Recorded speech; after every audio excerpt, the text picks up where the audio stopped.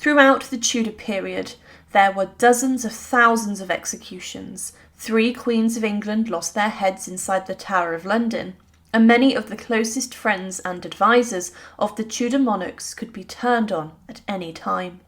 Henry VIII, it's believed, executed around 70,000 people during his reign as king, and some of his best friends, such as Thomas Cromwell, would be sent to Tower Hill and the public beheading spot.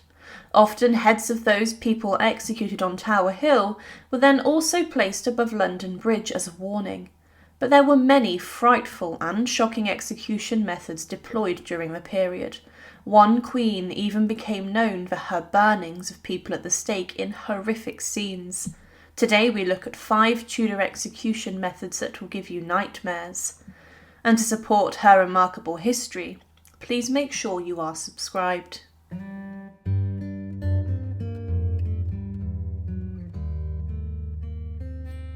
Mary I, the eldest daughter and child of Henry VIII, became known as Bloody Mary for her burnings of heretics. She blamed Protestants in England for the fact God was allegedly punishing her as she could not have a child. But burning alive was a horrendous and tragic execution method which was used by all of the Tudor monarchs and not just Mary. Mary executed 284 people at the stake, but it was a punishment that for centuries had been closely linked to heresy or religious crimes. Throughout history, it has been linked to witchcraft, but if someone was condemned to death and was to be executed by burning, this in London would take place at Smithfield. Burnings occurred in a public square and in towns, and often there were many onlookers who watched the proceedings. Victims would be brought out in front of the crowd, and they would then be tied to a wooden stake in the middle of a square, where a bonfire was being built around them. Sometimes the executioner would take pity on these people and would secure a small pouch of gunpowder around the person's neck, so when the flames rose, their suffering would be ended by an almighty bang and explosion. The victims would be tied to the post, and then when everything was ready, the fire would be lit. Some people were considered lucky, as they were sometimes strangled first and were then burned, but many others were forced to face the flames, fully conscious and alive. During the reign of Henry VIII, Anne Askew, a Protestant, was burned alive following being racked, and the stake had to be adapted to allow her to be sat down as she had been brutalised. Nicholas Ridley and Hugh Latimer were 2 bishops condemned during Mary I's reign, and these men were burned together in Oxford on one big bonfire. And it was said that one of the men took a lot longer to succumb to the fire. The pain was immense and huge, and often if things went wrong, as in the fire struggled to light, then this could cause someone's ordeal to last hours.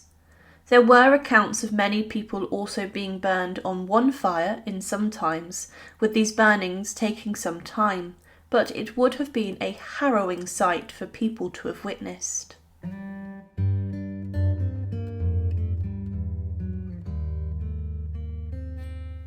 One rarely used execution method in the Tudor times was crushing, in which someone would be pressed to death using weights.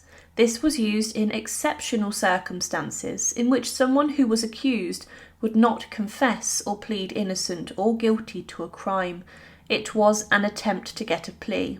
However, during the Tudor times, it became an execution method as it became sadistic, with more weights being added. It was referred to as one of the cruelest deaths that may be. But some people even opted for this ordeal, as they knew they would die, but they used it as a form of sacrifice to protect their family from punishment. One woman who was pressed to death was Margaret Clitheroe, who was referred to as the Pearl of York. She was pressed to death as she refused to enter a plea for the charge of hiding and harbouring priests. Near to York, Margaret was taken out of the toll booth on the Ouse Bridge, and she was to be crushed by her own door. Her door was fetched, and 4 beggars were hired to carry out the execution. Margaret was stripped, and a handkerchief was tied across her face, and then a sharp rock, the size of a fist, was placed under her back, and the door was laid on top of her. Then, with the rock jabbing into her back, the weight and stones were added. With more immense and huge weight which was added, Margaret suffered greatly, and within 15 minutes she died. However, her body was left out for 6 hours before the weights were removed. It was said that Queen Elizabeth I was disgusted when she found out about what had happened to Margaret Clitheroe, but crushing to death was a barbaric practice.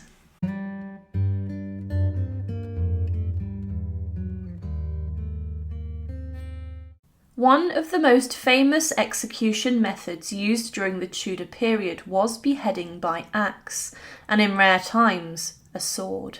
It is remembered as being the execution method that 3 Tudor queens lost their heads with, and some of the most famous Tudor figures died by the axe.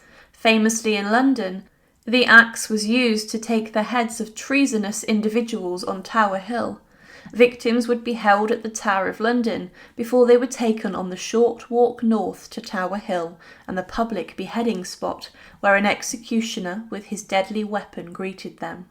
Thomas Cromwell, Sir Thomas More and Bishop John Fisher, along with the brother of Anne Boleyn, all lost their heads by axe on Tower Hill in tragic but brutal scenes during Henry VIII's reign.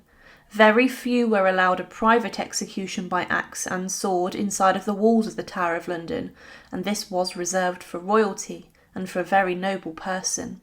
Anne Boleyn and Catherine Howard, the 2 wives of Henry VIII, lost their heads inside of the Tower, as did Margaret Pole, the Countess of Salisbury, and Jane Boleyn, Anne Boleyn's sister-in-law. Executions by axe followed a very similar pattern. Someone would be brought to the scaffold flanked by guards, and then they would be led up to the scaffold. Usually the scaffold was covered in hay, as this was used to soak up the blood, but then the executioner would ask the condemned for their forgiveness for what they were about to do, and often the victim would hand over money to make sure that the job was performed quickly and smoothly with no suffering. Often the condemned were also allowed to make speeches to the public, and then they were given blindfolds before they rested their heads on the block. They would then stretch out their arms, giving the executioner the message to strike with the deadly weapon. As mentioned, the axe sometimes took more than 1 swing to take off a head. For example, Thomas Cromwell's execution, it was said, was butchered by a miserly youth who was inexperienced. But execution by sword was considered more reliable than the axe, and it was only really Anne Boleyn who was executed using this weapon, as Henry VIII summoned a French swordsman to perform the job. The axe used to perform the job was often large also, and the executioners needed to be skilled to use this to perform the job properly. Some executions took more than 1 swing, and this was known to have been savage and unprofessional. Lady Jane Grey, the 9-day Queen, was executed by axe inside of the Tower of London during the reign of Mary I for being too dangerous for the Catholic monarch to have alive. Elizabeth I also used the execution method to take the head of her huge rival, Mary, Queen of Scots, who many Catholics wanted on the throne instead of Elizabeth. Inside of Fotheringhay Castle, Mary's head was taken off by an executioner, and then he held up her head to the crowd. But Mary was wearing a wig, and her head then fell to the floor. It was a brutal and savage execution method, and was one which was considered shocking, but thousands of people would flock to see beheadings in many towns and cities around England.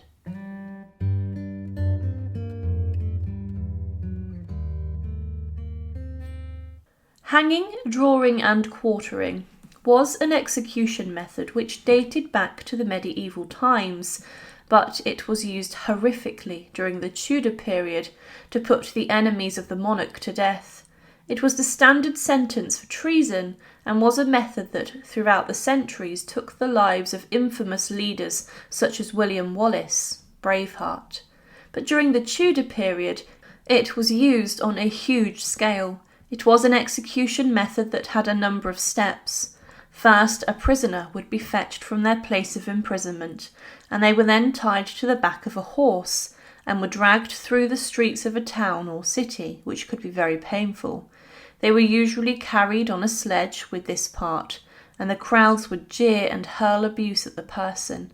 Then the victim was taken to the place of execution, where they were then hanged from the gallows until almost dead. They were then cut down before they died, and their entrails were cut out, and their private parts were cut off and burned in front of them on a fire. Sometimes people were even alive at this point, but then they were beheaded, and their remains were quartered and were cut into 4 pieces before they were sent to different parts of the kingdom and displayed. The heads of the victim would be displayed in a prominent place too. Sometimes the condemned were also forced to watch others be executed in the same way, so they could see what was coming to them. Some of the victims of this during the Tudor period were very pious and religious men who were very peaceful. However, they were subjected to hanging, drawing and quartering. During the reign of Elizabeth I, many men who were implicated in the Babington plot, the plot which resulted in the execution, were hanged, drawn and quartered. These included the ringleader, Anthony Babington, but as mentioned, many priests who refused to support the king or queen's religious policies were subjected to this after being condemned for treason. These were very peaceful people who had committed no crime except having their own opinion. It was an execution method that had a number of steps, combining beheading and disemboweling, and it was the execution method that really hit home about the Tudor period being a brutal and barbaric era. Women were not subjected to this, and they were instead hanged at execution sites such as Tyburn.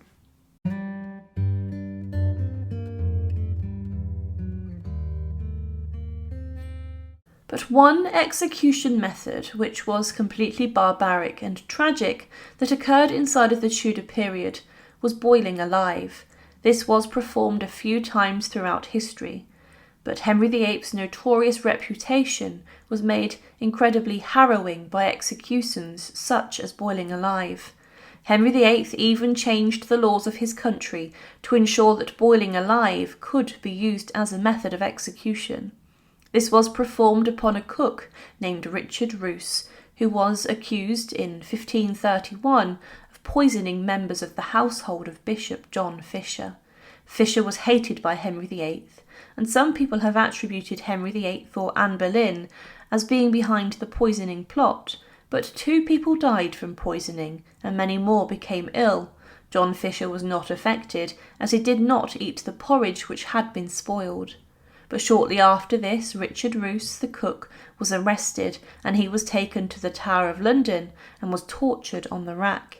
He admitted that he had introduced what he thought was a laxative as a joke, and he claimed that no one could have died from this. It was said, on the 18th day of February 1531, one Richard Roos of Rochester, cook, also called Richard Cook, did cast poison into a vessel full of yeast or balm, standing in the kitchen of the Bishop of Rochester's palace at Lambeth Marsh, by means of which 2 persons were happened to eat of the pottage made with such yeast died. But Henry VIII himself was incredibly fearful of poisoning, and with this Roos was not tried, and he was not able to defend himself. The king instead spoke to the Lords of Parliament for an hour and a half about the poisonings, and he himself condemned and organised Roos's death. But what he did next was extraordinary, as he changed the definition of treason in the law that said that anyone who carried out a poisoning was committing treason, and the punishment for this would be boiling alive. For Richard Roos there was a symbolic element of his execution, as with him being boiled alive in a pot could be interpreted as he being the poison added to the pot or food. But also it can be seen that as he was a cook, the king was mocking his work and livelihood as he was being cooked in a pot. The execution of boiling alive took place on the 15th of April 1532 at Smithfield, and it took 2 hours. Richard Roos was tied up in chains and was gibbeted and then lowered in and out of the boiling water 3 times until he was dead. One witness said of the proceedings, "He roared mighty loud and divers women who were big with child did feel sick at the sight of what they saw, and were carried away half dead. And other men and women did not seem frightened by the boiling alive, but would prefer to see the headsman at his work. It was a truly harrowing execution method, rarely used during the Tudor period, but it was certainly one of the most barbaric. Thank you for watching, and to support, please subscribe to Her Remarkable History. Thank you.